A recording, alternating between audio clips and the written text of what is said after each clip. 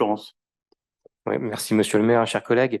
Nous soutenons complètement ces deux projets qui ont été exposés par monsieur Issakidis. Nous allons bien sûr voter en faveur de cette demande de subvention, mais en profitons du sujet pour émettre une ou deux autres idées.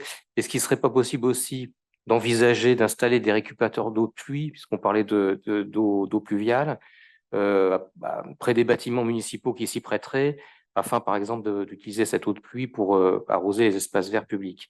Et au-delà même, on pourrait imaginer que la ville fasse une campagne de sensibilisation pour que les particuliers, eux aussi, soient incités à récupérer l'eau de pluie dans les propriétés, notamment notamment dans les immeubles, afin de pouvoir arroser les espaces verts. On peut faire ce genre de campagne d'information, effectivement, de sensibilisation. Ça mange pas de pain, comme on dit. J'ai même entendu à un moment donné, je ne sais pas si ça va être repris, le gouvernement qui allait envisager de subventionner l'achat de récupérateurs d'eau. C'est peut-être passé inaperçu, mais ou c'est peut-être une fake news, je ne sais pas. Mais en tout cas, voilà, ce ne sera pas l'objectif de la ville, en tout cas.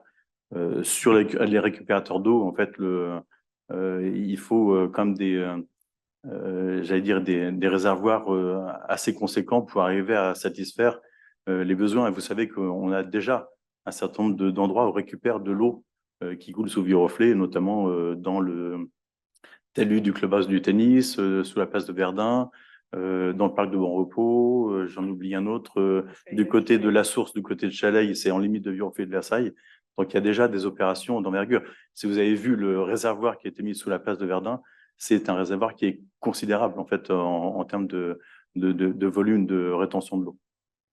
Enfin, c'est pas de la rétention, c'est de la récupération de l'eau de source en l'occurrence.